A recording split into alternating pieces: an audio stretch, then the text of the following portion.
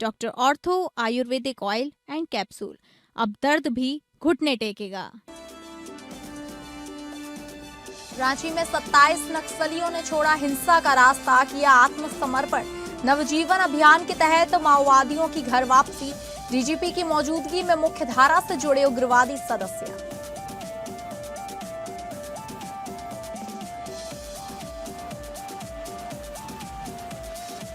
लखनऊ में आरक्षण पर अखिलेश यादव का योगी सरकार पर हमला। भाजपा पर आरक्षण खत्म करने का आरोप। 69,000 सहायक शिक्षक भर्ती में लूट का दावा। कोर्ट में जाने की दी चेतावनी। छत्तीसगढ़ के कबीरधाम में उप मुख्यमंत्री विजय शर्मा ने इमरजेंसी वाहनों को दिखाई हरी झंडी। आधुनिक तकनीकों से लैस वाहन करेंगे त्वरित सहायता प्रदान। जयपुर में नीट पेपर लीक पर कांग्रेस ने किया भाजपा मुख्यालय का घेराव। वाटर कैनन के बीच कांग्रेस कार्यकर्ताओं ने किया प्रदर्शन। एनडीए भंग करने की मांग दोहराई। धर्मेंद्र प्रधान के इस्तीफे को लेकर कांग्रेस ने भाजपा को घेरा।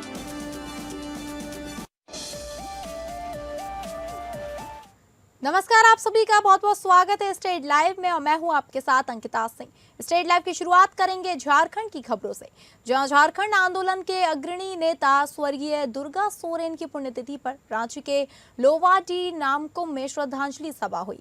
मुख्यमंत्री हेमंत सोरेन ने स्मारक स्थल पहुंचकर प्रतिमा पर माल्यार्पण किया। जनप्रतिनिधियों, सामाजिक कार्यकर्ताओं और बड़ी संख्या में लोगों ने श्रद्धांजलि दी। मुख्यमंत्री ने कहा कि दुर्गा सोरेन ने अलग झारखंड राज्य और वंचित वर्गों के अधिकारों के लिए जीवन समर्पित किया। वे दूरदर्शी, संघर्षशील और जन भावनाओं से जुड़े नेता थे।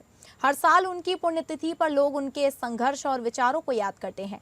हेमंत सोरेन ने कहा कि झारखंड का निर्माण लंबे संघर्ष और बलिदान से हुआ, जिसमें दुर्गा सोरेन की अहम भूमिका रही। उनके विचार आदर्श आने वाली पीढ़ियों को प्रेरित करते रहेंगे। श्रद्धांजलि सभा में स्मारक स्थल पर भावुक माहौल रहा। पंक्ति में खड़े अंतिम व्यक्ति तक पहुंच रही है और निश्चित रूप से सरकार का बिल्कुल स्पष्ट सोच है कि हर व्यक्ति सरकार के साथ जुड़े, कोई भी ना छूटे, और आज उसका परिणाम है कि लोग तेजी से मुख्यधारा में जुड़ रहे हैं। झारखंड में नक्सलवाद के खिलाफ चलाए जा रहे विशेष अभियान नवजीवन के तहत आज रांची स्थित पुलिस मुख्यालय में कुल 25 माओवादियों और 2 जेजेएमपी के सदस्यों ने डीजीपी तदाशा मिश्रा एवं सभी आला अधिकारियों के समक्ष आत्मसमर्पण कर मुख्य धारा में शामिल होने का संकल्प लिया, जिसमें कई नक्सली माओवादी नेता को सम्मान के तौर पर लाखों का इनाम राशि, शॉल और बुके दिया गया। सरेंडर करने वाले नक्सलियों ने हथियार, कारतूस, वॉकी टॉकी और मैगजीन भी समर्पित कर दी हैं। इस दौरान एपीएन की टीम ने पुलिस मुख्यालय पहुंचकर पूरे कार्यक्रम की विस्तृत रिपोर्ट पेश की। झारखंड में भटके हुए नक्सलियों को मुख्य धारा में वापस लेने के उद्देश्य से झारखंड सरकार ने आत्मसमर्पण और एक नीति चलाई थी, ऑपरेशन नवजीवन, जिसकी बड़ी सफलता आज देखने को मिली। अब तक की सबसे बड़ी सफलता ये मानी जा रही है झारखंड पुलिस और केंद्रीय सशस्त्र बल की संयुक्त कार्रवाई के तहत, जिसमें कुल 27 माओवादी और देखा जाए तो यहाँ पर 2 जेजेएमपी कमांडर जो है सो आत्मसमर्पण करते हुए आज नजर आए हैं। अगर बात करें यहाँ पर लगातार अगर जुड़ने की, तो मुख्य धारा में जुड़ने वाले जो माओवादी थे उनमें अगर देखी जाए तो इस बार सबसे बड़ी बात ये थी कि महिलाओं की संख्या सबसे ज्यादा थी। सबसे पहले हम आपको एक बार दिखाना चाहेंगे जो हथियार यहाँ पर जमा किया गया है माओवादियों की तरफ से, नक्सलियों की तरफ से, ये वो हथियार हैं जो कि नजर आए हैं। अगर संख्या की बात करें इन हथियारों की संख्या की, तो समर्पित हथियार की कुल संख्या 16 बताई जा रही है, जिसमें 5.56 mm इंसास LMG हथियार है और 5.56 mm इंसास राइफल 4 है, 7.62 mm SLR राइफल है जो कि 9 है कुल, और 0.303 बोल्ट एक्शन राइफल है जो कि 1 है। कंट्री मेड पिस्टल भी इसमें 1 है। इसके अलावा अगर बात करें आत्मसमर्पित नक्सलियों की, तो जैसा हमने आपको बताया कुल संख्या जिनकी 25 है। इसके अलावा 2 जेजेएमपी की कमांडर भी हैं, जिसमें कई महिलाएं जो है, महिला माओवादी इसमें शामिल हैं, भाकपा माओवादी के सदस्य हैं। इसमें ज्यादातर जो चाईबासा में की सारंडा जंगल में ज्यादा सक्रिय थी, वो नजर आई इस बार आत्मसमर्पण करती हुई। तमाम पुरुष महिला जो नक्सल में अलग अलग गैंग का हिस्सा थे, वो नजर आए। इसके अलावा समर्पित कारतूसों की भी संख्या बताना चाहेंगे।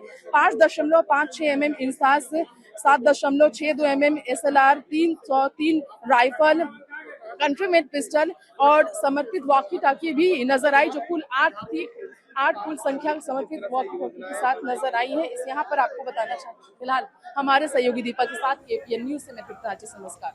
जेटेट परीक्षा नियमावली में क्षेत्रीय भाषा को शामिल करने की मांग से जुड़े विवाद को लेकर राज्य के वित्त मंत्री राधाकृष्ण किशोर ने हालिया बयान ने प्रदेश कांग्रेस में हलचल मचा दी है। इसी कड़ी में पार्टी के प्रदेश अध्यक्ष केशव महतो कमलेश से रांची स्थित कांग्रेस भवन में मुलाकात कर हमारी संवाददाता तृप्ति सिंह ने विशेष तौर पर चर्चा की। इस दौरान कांग्रेस नेतृत्व को लेकर वित्त मंत्री की नाराजगी से जुड़े कई सवालों पर उन्होंने अपनी प्रतिक्रिया व्यक्त की। जेटेट नियमावली में क्षेत्रीय भाषा के जो विवाद है उसे निपटाने के लिए झारखंड मंत्रालय में वित्त मंत्री राधाकृष्ण किशोर की अध्यक्षता में एक पहली बैठक आयोजित हुई। इसमें कमेटी सदस्य पहुंचे हुए थे और इस बैठक के बाद वित्त मंत्री ने एक बड़ा बयान दिया इसी क्षेत्रीय भाषा विवाद को लेकर। इसी बयान को लेकर अगर बात करें तो इस बयान में उन्होंने झारखंड कांग्रेस प्रदेश के अध्यक्ष केशव महतो कमलेश पर सीधा निशाना साधा। उन्होंने अपनी शिकायतें रखी है। इसी कड़ी में बात करने के लिए हमारे बीच इस वक्त एपीएन न्यूज में प्रदेश अध्यक्ष केशव महतो कमलेश जी हैं। उनसे जानेंगे क्या कहना है उनका। वित्त मंत्री ने सीधे आपके नेतृत्व को लेकर जो है सो नाराजगी जाहिर की है इस मुद्दे पर। खासकर इस पर मुझे कुछ टिप्पणी करनी नहीं है। उप समिति के चेयरमैन हैं, कन्वेनर हैं, वो अब विभिन्न शर्तों से अपने विभागीय पदाधिकारियों से अपना सारी रिपोर्ट मंगा रहे हैं। उसके बाद जो होगा झारखंड के स्टूडेंट के हित में वो लोग निर्णय लेंगे। अच्छा, उनका ये कहना था कि ऐसे महत्वपूर्ण मुद्दों पर प्रदेश का नेतृत्व, कांग्रेस का नेतृत्व करते हैं, ऐसे मुद्दे पर आपका कुछ नहीं कहना कहीं ना कहीं उन्हें तकलीफ दे रही। इस पर क्या कहेंगे आप? नहीं, जो भी गंभीर विषय होते हैं, जो जनता यहाँ झारखंड के लोगों के हित के सवाल होते हैं, उस पर हमारे पॉलिटिकल अफेयर्स कमेटी तय करती है, अकेले कोई व्यक्ति तय नहीं करता है। अच्छा, उन्होंने कहा है कि वो इंतजार करेंगे, कोई तरीके का पहल नहीं किया जाएगा तो वो और जो मंत्री दीपिका पांडे है वो खुद मिलकर ही विनम्र तरीके से अपने विनय के साथ बड़ा पहल कर सकते हैं। इस पर क्या कहेंगे आप? उन लोगों को सरकार द्वारा वे लोग बनाए गए हैं, वे लोग कैबिनेट जो 5 सदस्यों की मंत्रिमंडलीय सदस्यों की टीम बनी है, वे लोग झारखंड के हित में अपना निर्णय लेंगे। अच्छा, इस मांग पर आपकी राय क्या है? मैं व्यक्तिगत राय कुछ नहीं दे सकता हूं। हमारे पार्टी के जो शीर्षस्थ और जो सीनियर नेता हैं, जब पॉलिटिकल अफेयर्स कमेटी को बैठेंगे तब इस बिंदुओं पर हम लोग बात करेंगे। अभी कैसी स्थिति है कांग्रेस में? किसी प्रकार की नाराजगी है या फिर यही जो खींचतान किसी न किसी मुद्दे को लेकर बना है? इस पर क्या कहेंगे आप? मुझे कोई खींचतान नहीं दिखता है और न किसी प्रकार की नाराजगी है। अच्छा, वित्त मंत्री ने एक और बयान दिया था। उन्होंने कहा था कि वो पुत्र मोह का उन पर इल्जाम लगाया जाता है। इस पर भी उन्होंने कभी टिप्पणी नहीं करता हूं और किसी को मैं ये सब मैंने किसी पर इल्जाम नहीं लगाया है। ये सब मैं विषयों पर मैं कोई टिप्पणी नहीं करना चाहता। तो सुना आपने, यहाँ पर जो प्रदेश अध्यक्ष केशव महतो कमलेश हैं, उन्होंने साफ तौर पर कहा है कि इन मुद्दों पर वो फिलहाल कोई टिप्पणी करना नहीं चाहते हैं। देखने वाली बात होगी जो वित्त मंत्री ने कहा है, जो बयान उन्होंने जारी किया, इसके बाद कांग्रेस में किस तरीके की स्थिति होगी। फिलहाल किसी भी तरह की खींचतान के मुद्दे पर उन्होंने अपनी प्रतिक्रिया व्यक्त की है। हमारे सहयोगी दीपक के साथ एपीएन न्यूज से मैं राजेश, नमस्कार। झारखंड में एसआईआर की प्रक्रिया को लेकर महागठबंधन के घटक दल कांग्रेस के बाद अब मुख्य सत्ताधारी पार्टी झारखंड मुक्ति मोर्चा भी मुखर रूप से एक बार फिर चुनाव आयोग पर हमलावर नजर आ रही है। वहीं रांची के हरमू स्थित जीएमएम के में केंद्रीय कार्यालय में एक प्रेस कॉन्फ्रेंस को संबोधित करते हुए पार्टी महासचिव से प्रवक्ता सुप्रियो भट्टाचार्य ने यह दावे किए हैं कि पश्चिम बंगाल की तरह झारखंड में साजिश के तहत मतदाताओं के नाम काटे जाने की कोशिश हो सकती है। इस दौरान उन्होंने लोकतंत्र और चुनाव प्रक्रिया पर गंभीर सवाल उठाते हुए केंद्र सरकार और भाजपा पर कई बड़े आरोप लगाए।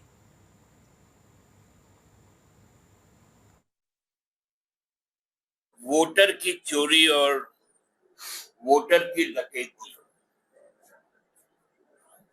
ये होते हुए भी हम लोगों ने बंगाल में देखा। मैं बंगाल चुनाव के बाद जिस दिन 4 तारीख को फलाफल आ रहे थे, उसी वक्त आप लोगों को 4:30 बजे के लगभग मैंने कह दिया था कि वहां पर का जो चुनाव है वो अवैध है, असंवैधानिक है और लूटा हुआ बहुमत। ऑनलाइन दवा बिक्री और कॉरपोरेट कंपनियों की भारी डिस्काउंट नीति के विरोध में आज बेरमो, कोयलांचल सहित देश भर के मेडिकल स्टोर पूरी तरह बंद रहे। All India organisation of chemist and druggist के राष्ट्रव्यापी आह्वान पर बुलाई गई एक दिवसीय हड़ताल का बेरमो में व्यापक असर देखने को मिला। मुख्य प्रमुख बाजारों में सन्नाटा। सुबह से ही बेरमो के फुसरो बाजार, करगली बाजार, जरीटी बाजार, जारंगडी, कथारा, चंद्रपुरा और आसपास के इलाकों में दवा दुकानों के शटर गिरे रहे। आम दिनों में मरीजों की भीड़ से घिरे रहने वाले इन दवा काउंटरों पर सन्नाटा पसरा रहा। हड़ताल के कारण दूर दराज से आए मरीजों और उनके परिजनों को दवाइयों के लिए भारी दिक्कतों का सामना करना पड़ा। अस्तित्व बचाने की लड़ाई है ये हड़ताल। स्थानीय दवा कारोबारियों में एकजुटता दिखाते हुए केंद्र सरकार की नीतियों के खिलाफ नाराजगी जताई। दवा संघ के पदाधिकारियों ने साफ शब्दों में कहा, यह विरोध सिर्फ आज का नहीं बल्कि हमारे अस्तित्व को बचाने की लड़ाई है। एक फार्मेसी और बड़ी कॉरपोरेट कंपनियां भारी डिस्काउंट देकर छोटे और पारंपरिक दवा दुकानदारों को बाजार से बाहर करना चाहती हैं।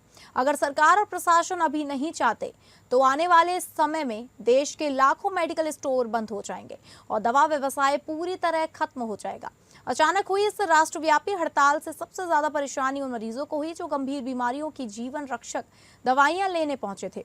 दवा कारोबारियों ने चेतावनी दी कि यदि सरकार ने ऑनलाइन दवाओं की अनियंत्रित बिक्री और कॉरपोरेट घरानों की मनमानी नीतियों पर लगाम नहीं लगाई तो आने वाले दिनों में उग्र आंदोलन किया जाएगा।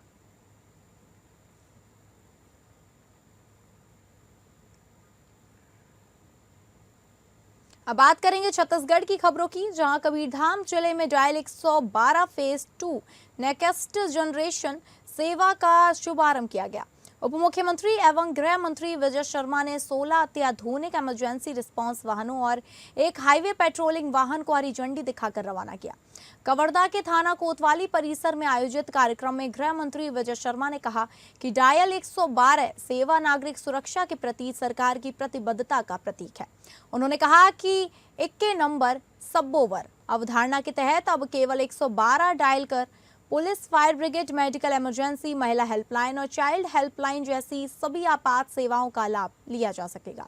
नए इमरजेंसी रिस्पांस वाहन GPS, real time tracking, digital communication और मॉनिटरिंग सिस्टम जैसी आधुनिक तकनीकों से लैस है, जिससे संकट की स्थिति में त्वरित कार्रवाई सुनिश्चित हो सकेगी।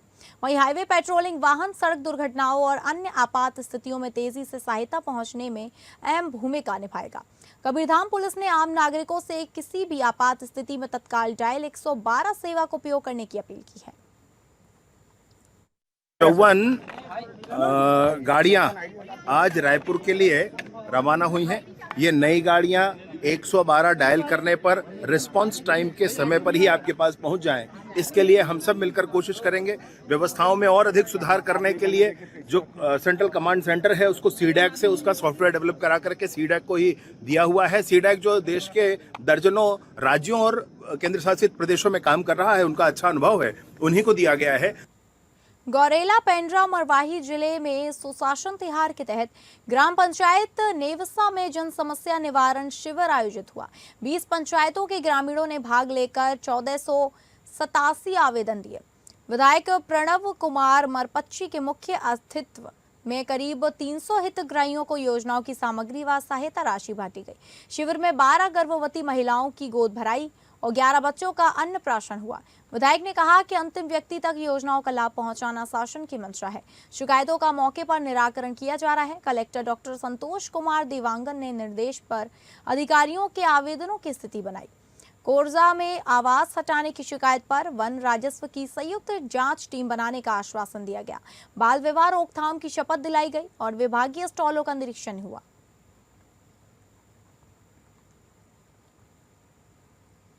अंबिकापुर में ऑल इंडिया केमिस्ट एसोसिएशन के आह्वान पर आज दवा कारोबारियों ने ऑनलाइन दवा बिक्री के विरोध में मेडिकल दुकानें बंद रखकर प्रदर्शन किया। सरगुजा औषधि विक्रेता संघ के बैनर तले जिले भर के मेडिकल स्टोर पूरी तरह बंद रहे। दवा व्यापारियों ने कहा कि बिना निगरानी के ऑनलाइन दवा बिक्री जन स्वास्थ्य के लिए बड़ा खतरा है। संघ का आरोप है कि ऑनलाइन प्लेटफॉर्म पर दवाओं की गुणवत्ता, स्रोत और वैधता की ठोस जांच नहीं होती, जिससे नकली दवाओं और नशे के लिए इस्तेमाल होने वाली दवाओं का उपयोग बढ़ रहा है। संघ ने सरकार से ऑनलाइन दवा बिक्री पर सख्त नियम लागू करने की मांग की है। चेतावनी दी कि अगर जल्द ठोस कार्रवाई नहीं हुई तो अनिश्चितकालीन हड़ताल और बड़ा आंदोलन किया जाएगा। देशव्यापी बंद का असर अंबिकापुर में भी दिखा, जहां दवा कारोबारियों ने स्वास्थ्य सुरक्षा को प्राथमिकता देने की अपील की। खबरों के सिलसिले में आगे बढ़ेंगे और बात करेंगे बिहार की खबरों का रुख करके। जल संसाधन विभाग में नव नियुक्त कर्मचारियों को नियुक्ति पत्र सौंपे गए। उप मुख्यमंत्री एवं जल संसाधन मंत्री विजय चौधरी ने 6 सहायक अभियंताओं, 6 एलडीसी और 3 कार्यालय परिचारियों के नियुक्ति पत्र प्रदान किए।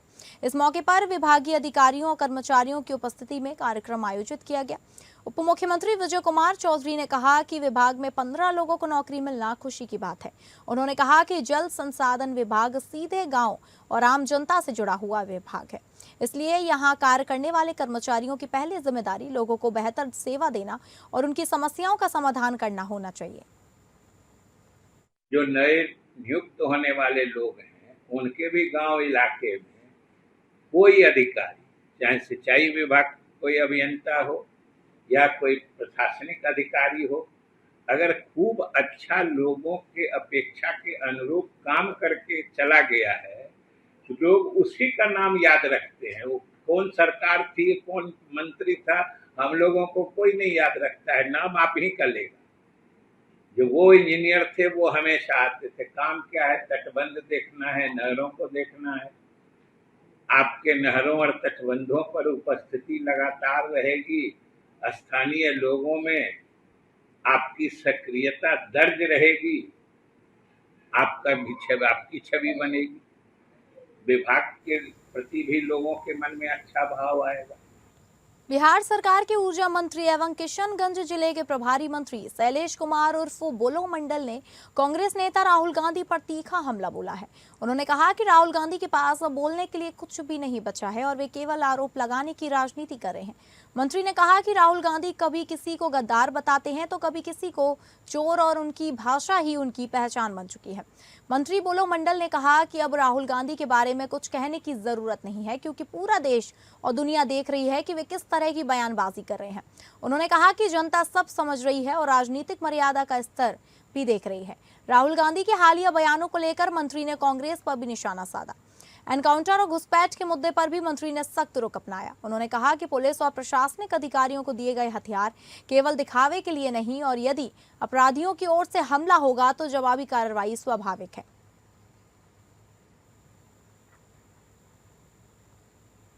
किशनगंज के टाउन थाना क्षेत्र स्थित फरीन गोला रेलवे फाटक के पास समीप चौहान बस्ती में बाइक चोरी गिरोह के अपराधियों से हुई मुठभेड़ में 2 पुलिसकर्मी घायल हो गए। इस दौरान डीआईयू पदाधिकारी सब इंस्पेक्टर नीतीश कुमार गंभीर रूप से घायल हुए हैं, जबकि डीआईयू प्रभारी सह इंस्पेक्टर को आंशिक चोटें आई हैं। घटना की सूचना मिलते ही जिला पदाधिकारी विशाल और पुलिस अधीक्षक संतोष कुमार भारी पुलिस बल के साथ मौके पर पहुंचे और पूरे मामले की जानकारी ली। पुलिस के अनुसार बाइक चोरी की सूचना मिलने के बाद तकनीकी जांच के आधार पर टीम मौके पर पहुंची। इसी दौरान अपराधी पुलिस को देखकर भागने लगे और आरोपी पवन कुमार उर्फ चिंटू के साथ पुलिस की मुठभेड़ हो गई। गिरफ्तारी के दौरान आरोपी ने पुलिस टीम पर हमला कर दिया, जिसके बाद आत्मरक्षा में पुलिस ने जवाबी कार्रवाई की। इस गोलीबारी में आरोपी पवन कुमार भी घायल हो गया। सभी घायलों को इलाज के लिए सदर अस्पताल में भर्ती कराया गया है।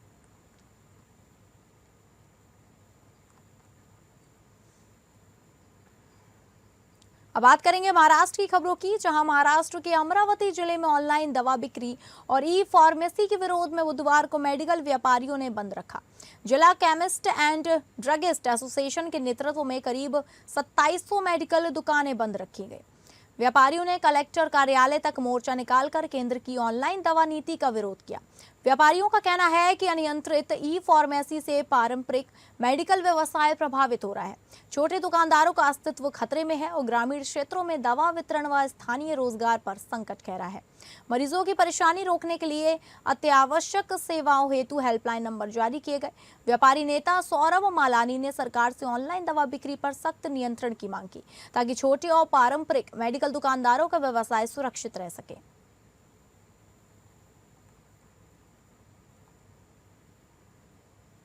अब बात करेंगे राजस्थान की खबरों की, जहां जयपुर में नीट 2026 पेपर लीक को लेकर कांग्रेस ने भाजपा प्रदेश मुख्यालय की ओर मार्च खोल दिया है। वहीं प्रदेश कांग्रेस अध्यक्ष गोविंद सिंह डोटासरा के नेतृत्व में कार्यकर्ता शहीद स्मारक होते हुए भाजपा कार्यालय बढ़े। पुलिस और कार्यकर्ताओं में धक्का मुक्की हुई, जिसके बाद पुलिस ने वाटर कैनन का इस्तेमाल किया। कार्यकर्ताओं ने डोटासरा को कंधों पर बैठाया। वहीं विधायक मनीष यादव बैरिकेड्स पार करने की कोशिश में पुलिस द्वारा रोके गए। भाजपा मुख्यालय पर भारी पुलिस बल तैनात रहा। डोटासरा ने आरोप लगाया कि 3 साल से नीट पेपर लीक हो रहा है और एनटीए पर भरोसा खत्म हो गया है। उन्होंने केंद्रीय शिक्षा मंत्री धर्मेंद्र प्रधान के इस्तीफे, एनटीए भंग करने और मामले की कोर्ट की निगरानी में जांच कराकर दोषियों पर सख्त कार्रवाई की मांग की।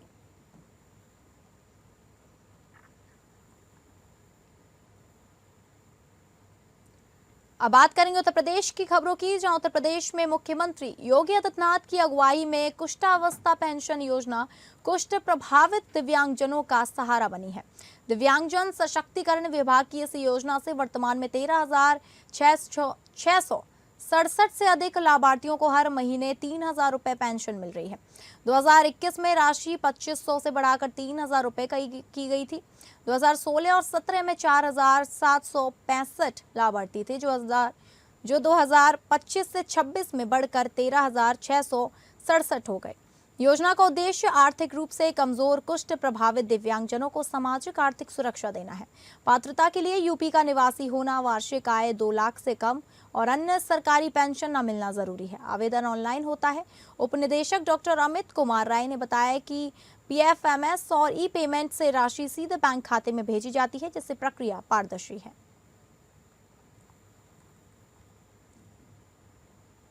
मध्य प्रदेश की खबरों का रुख करेंगे, जहां मध्य प्रदेश के मुख्यमंत्री मोहन यादव बुधवार शाम लखनऊ पहुंचे, जहां उन्होंने राज्य महिला आयोग की उपाध्यक्ष अपर्णा यादव के आवास पहुंचकर शोक संवेदना व्यक्त की। मुख्यमंत्री मोहन यादव ने दिवंगत प्रतीक यादव को श्रद्धांजलि अर्पित की और परिवार से मुलाकात कर दुख साझा किया। शाम करीब 6 बजे अपर्णा यादव के घर पहुंचे मुख्यमंत्री मोहन यादव ने परिवार के सदस्यों से मुलाकात कर उन्हें ढाढ़स बंधाया।